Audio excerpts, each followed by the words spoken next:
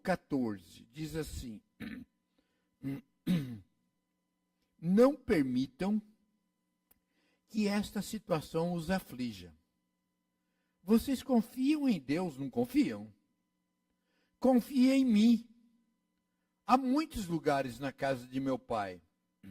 Se não fosse assim, acham que eu teria dito que vou preparar lugar para vocês? Mas eu vou preparar lugar para vocês. Significa que vou retornar e levá-los comigo para que possam viver onde eu vivo. Querido Deus, muito obrigado pelo tempo. Já louvamos ao Senhor, já cantamos, já ofertamos. Tantas coisas gostosas já aconteceram e agora eu quero te pedir em nome de Jesus que tu nos abençoe na exposição da palavra e que seja uma palavra do teu coração para o nosso coração. Que tu nos alimentes, que o teu Espírito Santo passeie sobre nós, viva, trabalhe em nós, abra o nosso ouvido para ouvir, a mente para entender, o coração para crer. Eu oro, Senhor, em nome de Jesus. Amém. Então, antes do capítulo 14 está o capítulo 13, que foi exposto domingo passado, e eu quero apenas situar com os irmãos o que já foi falado no domingo passado. No versículo 1 de capítulo 13 diz: um pouco antes da festa da Páscoa, sabendo Jesus que havia chegado o tempo em que deixaria este mundo e iria para o Pai. Sabendo Jesus que havia chegado o tempo em que deixaria este mundo e iria para o Pai. No versículo 3, Jesus sabia que o Pai havia colocado todas as coisas debaixo do seu poder e que viera de Deus e estava voltando para Deus. Então, Jesus está preparando os seus discípulos para a sua partida, está preparando para a sua morte. Versículo 19 diz assim: desde já vos digo, antes que aconteça, para que quando acontecer, creiais que eu sou. Versículo 33, meus filhinhos, eu vou estar com vocês apenas mais um pouco. Então, ele está preparando, falando que viria a acontecer, que ele iria partir, que ele iria morrer, que ele iria para junto do Pai. Na verdade, a gente lê assim, parece um pouco fria essa leitura, mas o clima estava pesado, o clima estava complicado naquele momento. Estava tudo já preparado, ajeitado para prenderem Jesus, para matarem Jesus, para crucificá-lo. E aí o coração deles estava apertado. Por quê? Porque eles tinham medo do que poderia acontecer. O que ia acontecer? Não era para menos. Não era para menos.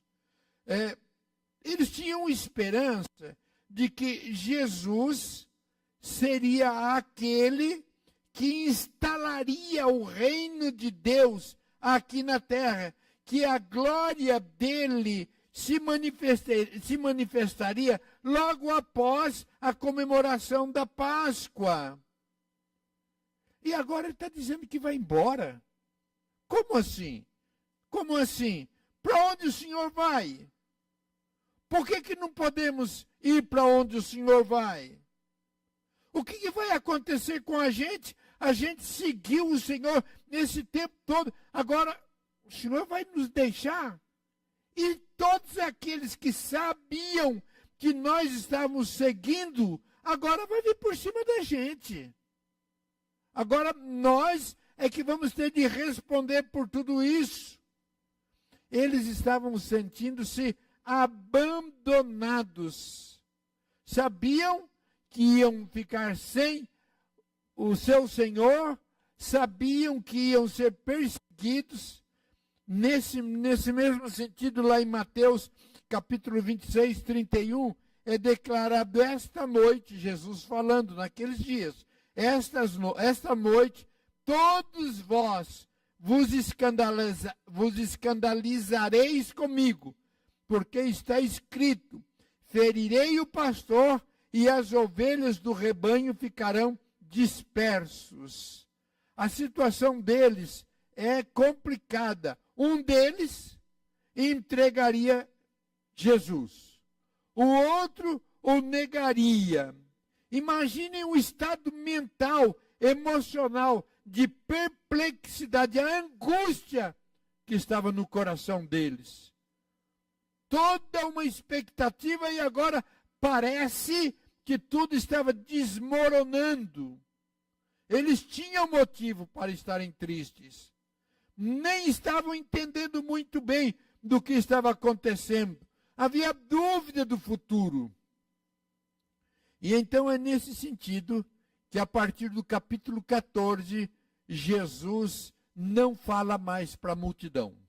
Jesus não fala mais para a multidão. Ele dedica-se exclusivamente aos seus discípulos com palavras de conforto e preparando-os para seguirem avante a despeito do que viria para frente. Então, Jesus sabe como que está o coração deles, percebe como está o coração deles, e então agora Jesus vai conversar especificamente com os seus discípulos. E é aí que começa então o capítulo 14. Eu recomendo para vocês, aproveitem esta semana, leiam o 14, o 15, o 16 e o 17. São palavras preparando o coração das pessoas. São textos lindos. A partir do 18, nós vamos começar a estudar na quinta-feira, que aí vem toda a crucificação de Jesus. Então, a partir de quinta, de sexta-feira, vocês vêm na sexta-feira, às 8, tomam café, e às 9, nós vamos começar a estudar do 18 para frente. Mas, no capítulo 14, então, Jesus, percebendo o coração dos discípulos, ele começa dizendo assim, não turbe o vosso coração. Numa outra tradução mais simples, não preocupe o seu coração, não agite o seu coração. No versículo 27 ele diz também, deixo-vos a paz, a minha paz vos dou, eu não vou lá dou como o mundo dá, não se turbe o vosso coração, nem se atemorize. É interessante que ele não está diminuindo, ele então não está desprezando, ele não está dizendo, não se preocupe porque isso não é nada. Né? Eu sinto cócega para contar aquela historinha, né? Daquele que foi consolar, daquele irmão que foi consolar a mãe cujo filho tinha morrido e disse, não se preocupe que isso não é nada. Quem quiser saber dessa história, depois procure os irmãos mais antigos, que todos já sabem até decor. Mas ele não está dizendo, não é nada. Não é nada isso, não é isso que ele está dizendo. Ele sabe, ele está consciente de que passariam por perseguições, muitos deles seriam presos, mortos. Aliás, daqueles que estavam com Jesus, muitos deles tiveram um fim trágico, foram martirizados. Por exemplo, Pedro, André, Filipe, eles foram crucificados. Tiago, diz a tradição que ele foi decapitado. Bartolomeu também decapitado. Mateus martirizado, provavelmente morto por espadachim. Tomé também morto a espada por soldados. Tiago foi espancado até a morte. Judas Tadeu morto a golpe de bastão. E apenas João foi o único que morreu de velhice. Mas assim mesmo, ele foi exilado lá na ilha de Patmos. Agora, não somente os discípulos, não somente estes foram perseguidos, todos os que seguiam a Jesus. Se vocês querem uma dica para o feriado ou para esses dias, assistam no Netflix um filme chamado Paulo, o Apóstolo de Cristo. Creio que alguns já assistiram. Sugiro para assistir esse filme. Vocês vão ver que além desses 11 discípulos, eu digo 11 porque um deles deu conta ele mesmo do fim da vida dele. Mas eu sugiro que vocês assistam esse filme, vocês vão ver que a multidão dos crentes da época passaram por uma perseguição muito grande. A teologia divide a igreja entre militante e triunfante. A igreja militante somos nós, é aqueles que ainda está vivendo, que ainda tem de lutar por o evangelho, que é um contraponto da teologia da prosperidade, no sentido de que tudo vai bem, tudo corre bem, você não passa por nenhuma dificuldade, nenhuma luta. Não, a igreja militante que somos nós, por amor a Cristo, ainda passamos por muitas lutas. É diferente da triunfante, que é aqueles que já venceram esta luta aqui e já estão na presença do Senhor. A verdade, queridos, é que neste mundo nós não podemos enganar ninguém, dizendo que é tudo legal, tudo bem. Não, neste mundo nós somos peregrinos. Nós passamos por lutas, por dificuldades. Jesus preparou aquele povo, mas aquele preparo é para nós também. É para nós também. Então, aqui não é o nosso lar. O nosso lar é no céu. E enquanto estamos aqui como igreja militantes, nós passamos por muitas dificuldades. Agora, ele diz, não se turbe o vosso coração, mas não é no sentido, tudo bem, não vai ser nada, não é nisso, ponto final. Não.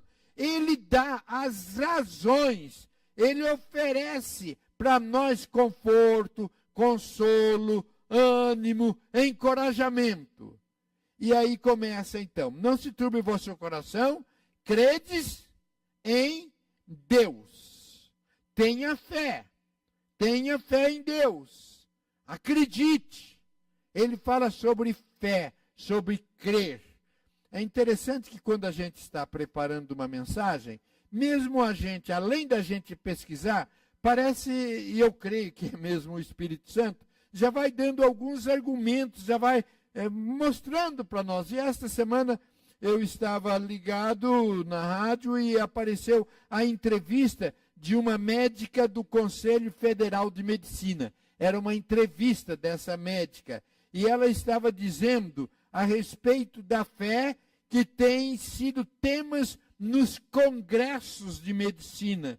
E ela falando pesquisas a respeito da saúde e a fé, a importância da espiritualidade nos tratamentos, e falando das evidências da importância da fé no tratamento da saúde. Era uma médica que não se dizia cristã, mas dizia da importância da fé. E ela cita um trabalho da Harvard que constatava que 80 mil evidências no tratamento da saúde e no tratamento da mulher, a ajuda da fé nesses tratamentos.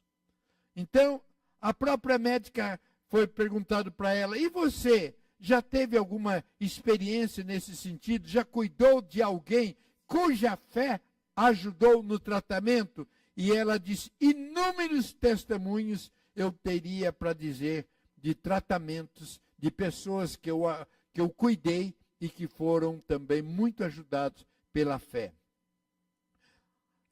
Albert Einstein, que foi uma das mentes brilhantes da ciência, declarou, quanto mais eu acredito na ciência, mais eu acredito em Deus. Então, aqui está a primeira palavra de Jesus, não se turbe o vosso coração, tenha fé, tenha fé. A fé é quem iria ajudá-los a suportar todo o momento que eles passariam. E eu posso repetir nesta manhã também as mesmas palavras de Jesus. Irmão, irmã, tenha fé, tenha fé, tenha fé. Mas aí ele continua, não se turbe o vosso coração, credes em Deus, crede também em mim. É importante explicar, não é a fé pela fé, não é a fé na fé. Não basta ter fé. Fé em quê? Fé em quem? Se a fé é fé na fé, não é fé, é pensamento positivo. Vai dar certo, vai dar certo. Isso é poder do pensamento positivo, como que chama isso daqui? Meditação, tantas coisas aí, né? Fé. E ele está dizendo, é fé em Deus e fé em Jesus. Então, é fé na pessoa certa. No versículo 6, ele deixa claro, né? Eu sou o caminho, a verdade e a vida. Ninguém vem ao Pai senão por mim. Ou seja, não tem outro depósito da sua fé. Não tem outro caminho. Não tem outro em quem você confiar. Cristo é a razão. Cristo é o motivo da nossa fé. Aliás, aqui está um problema enfrentado na pós-modernidade. Ou seja, na pós-modernidade, no momento que a gente vive hoje, não tem problema você crer em Cristo. Pode crer em Cristo. Cada um tem o seu Cristo, o seu Deus. Você vai confiar no que você acredita.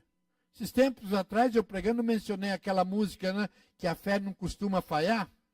E aí fala fé num pedaço de madeira, fé num animal, fé... Não. Então, é nesse sentido que hoje a pós-modernidade...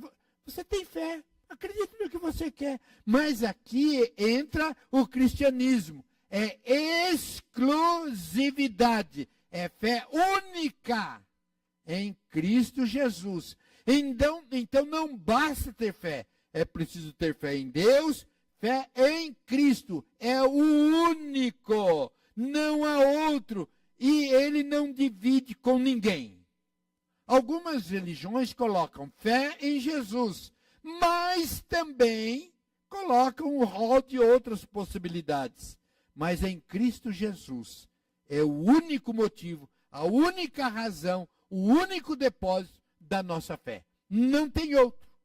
É só Jesus. E se você colocar Jesus aí não está valendo, porque ele não divide a sua honra.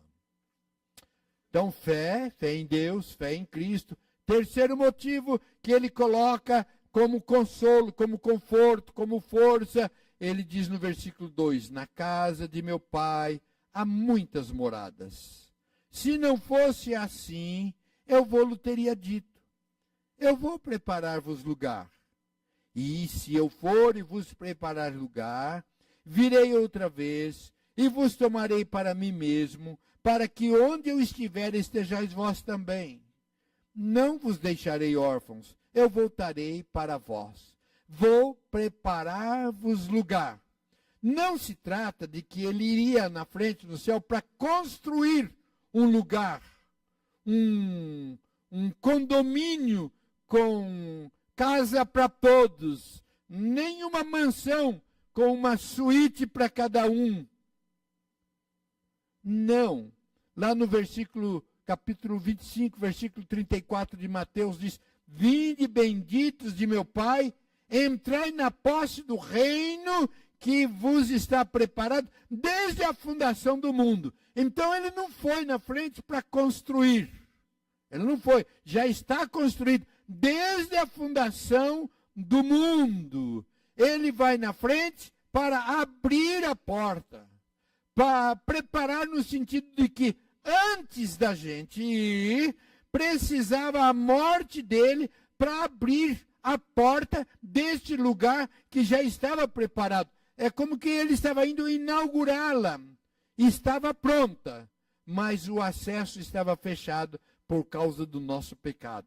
Então ele iria na sua morte, com a sua morte ele pagaria o preço e abriria o acesso, a entrada para nós. E quando ele diz, vou preparar os lugares, está dizendo, com a minha morte, com a minha ressurreição, vocês terão acesso a ela. Eu vou abrir a porta da casa para vocês. Então, é nesse sentido. E a porta foi aberta e liberada para os seus. Então, a maneira de Deus consolar o seu povo não é dizendo, isso não é nada. Não é também no sentido de, tudo bem, eu sei que vai ser pesado para vocês, eu vou evitar esse problema, eu vou evitar o sofrimento. Não é, eu vou dar alguns presentes extras para vocês, mas é apontando para a casa do Pai.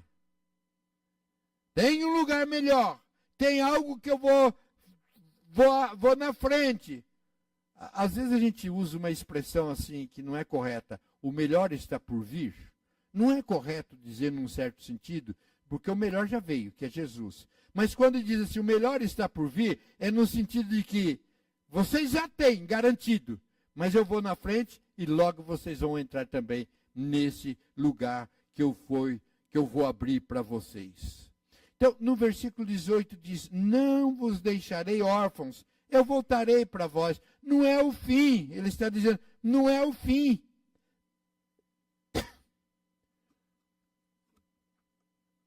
Eu vou, mas eu volto para buscar vocês. Porque para onde eu vou, tem muitas moradas. Não tem superlotação e também não tem lugar vazio. Não vai ter excesso, mas também não vai ficar faltando ninguém dos que foram chamados e escolhidos. Todos os lavados pelo sangue do Cordeiro terão pleno acesso a esse lugar. O lugar já está pronto. O lugar já está garantido pela morte de Jesus.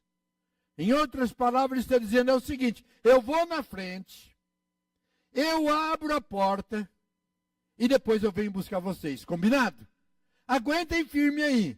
Não se turbe o vosso coração. Tenha fé em Deus, tenha fé em mim. Eu vou na frente, abro a porta e venho buscar vocês. E não se preocupe, porque tem lugar para todos. Então, ele virá pessoalmente, ele não vai mandar nenhum no lugar dele. Jesus virá pessoalmente nos buscar. Ele virá fisicamente. Não é o Espírito, é Jesus. Ele virá visivelmente. Todo olho verá. Ele virá audivelmente ao ressoar a trombeta.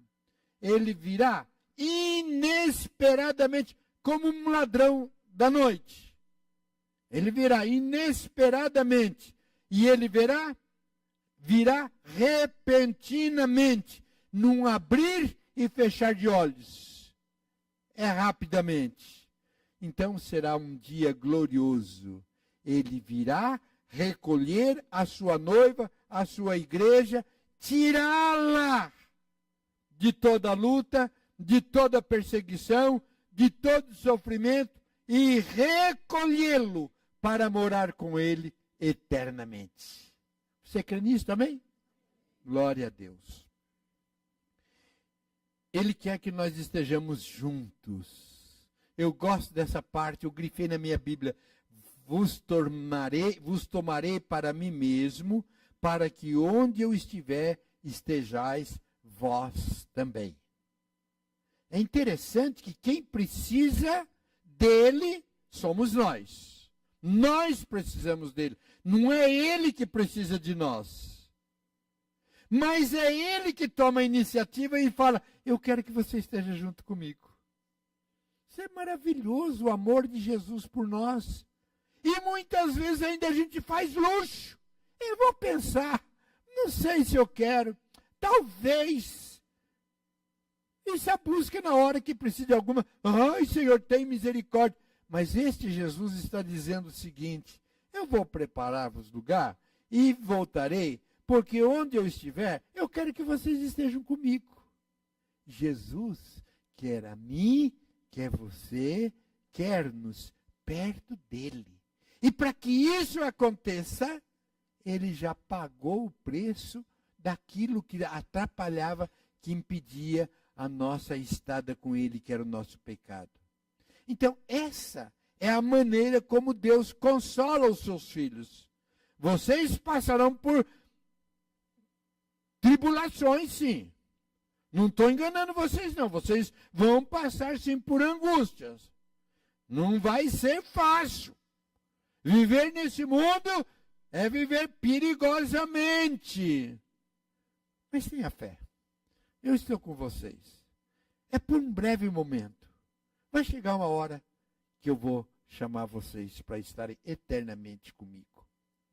Dando um spoiler do Paulo, filme, um momento que eu acho muito interessante é no final, ou durante a vida de Paulo, depois de convertido, ele no filme, né, isso não diz na Bíblia, mas no filme, muitas vezes ele fica olhando para uma menina que ele foi usado para matar aquela menina. Perseguiu, matou aquela menina, e aquilo incomoda muitas vezes no sonho. E quando ele morre, aparece a menina vindo, sorrindo, ao encontro dele. É nisso, querido, que nós vamos encontrar também no céu, preparado por Jesus. Ele está dizendo: olha, não se engane, não se encante com as coisas deste mundo, não se engane com propriedade, está tudo bem, tudo tranquilo. Não. Bens, realizações, tudo bem, isso é legítimo, mas não pode encantar o nosso coração, porque tudo isso é passageiro. Às vezes a gente está pensando no bem bom daqui. Eu quero isso aqui, eu tenho isso, eu tenho aquilo. E a gente fica entusiasmado e deixa-se de se preocupar com aquilo maior, melhor que Jesus foi preparar. Não podemos nos encantar com as coisas deste mundo. Deus tem para nós a casa do Pai. Aqui é passageiro, mas ele foi preparar, foi abrir a porta da casa do Pai, onde moraremos com ele eternamente. É por isso que na sexta-feira comemoraremos a morte de Jesus, mas com alegria, porque aquela morte foi a chave, foi o preço. E só vai ter entrada na casa do Pai aqueles que entenderem a morte, o sacrifício de Jesus. Ele morreu a nossa morte para que pudéssemos ganhar a sua vida. Em Romanos capítulo 8, versículo 18, diz assim: porque para mim tenho por certo que os sofrimentos do tempo presente não podem se comparar com a glória a ser revelada em nós. Às vezes a gente fica tão feliz com uma casa, uma suíte para cada um carro zero na garagem, uma conta bancária. Não é nada. Mas a gente fica também no sofrimento das coisas aqui. Nada pode se comparar. Às vezes a gente fica pensando: o céu vai ser assim, o céu vai ser do outro jeito. A gente sabe que será muito melhor do que nós podemos imaginar. Isso que conforta o nosso coração quando vem o medo. E eu quero terminar dizendo que talvez você também esteja passando por esse momento. Como que vai ser amanhã, hein? Aquele resultado do exame médico que eu fiz. Está havendo um corte na minha empresa. Meu marido vive falando de separar-se de mim. A minha esposa também vive falando que não me ama mais. Como que vai ser amanhã? Como que eu vou enfrentar esse problema? O aluguel está chegando. Como que vai ser? O que vai acontecer? Problema de desemprego, de relacionamentos familiares, de enfermidade, filhos longe de Deus. Como que vai ser? E a mesma palavra para nós hoje. Não se turbe o vosso coração. Não se desespere. Qual é a palavra de conforto? Creia em Deus, tenha fé. Creia em Jesus. Se nós olharmos as circunstâncias, o nosso coração se turba. Mas se tiver fé, sabemos que poderemos vencer todas as lutas e as batalhas e um dia entrarmos definitivamente na casa do Pai. Aqui sim tem lutas, tem choro, tem desemprego, tem crise familiar, mas aqui não é a nossa pátria. Aqui não é a casa final. Aqui nós somos forasteiros, peregrinos, estamos de passagem. Aqui moramos numa tenda frágil. A casa do Pai é o nosso lugar e é para lá que iremos. Não importa o que vem pela frente. O Evangelho de Mateus termina com a grande promessa. Mateus 28, 20. Eis que estou convosco todos os dias até a consumação do mundo. Não se desespere. Eu estou com você. Não se trata de eu te espero lá. Mas aí aguenta o rojão. Eu te espero lá no céu, mas aqui se vira. Não. Eu estou com vocês todos os dias e te espero na casa do Pai. É esta palavra que eu tinha nesta manhã. Mas eu quero terminar orando com você. Talvez você esteja vivendo neste momento. Porque o momento mais grave para você não é aquele momento que os discípulos estavam passando. O mais grave para mim é o meu momento. O momento mais grave para você é o seu momento. E se você está vivendo, quem sabe, nessa preocupação, medo do futuro, coração angustiado, o mesmo Jesus está aqui dizendo, não se turbe o vosso coração. Se você está passando por um momento assim, de desgaste, de preocupação, vamos nos colocar em pé. Eu quero orar com você, para que você seja fortalecido na fé, para que aguente firme com Jesus, até o dia a dia. Chegou a hora. Vem, vamos para casa. Eu quero convidar você, se você está passando por esse momento que aqui nós oremos por você, vem aqui à frente. Não vou perguntar para você dizer em voz alta, mas você pode vir aqui à frente. Nós vamos orar para que Deus o sustente, para que nada, ninguém tire-o da fé em Cristo Jesus. Você quer que nós oremos? Pode vir.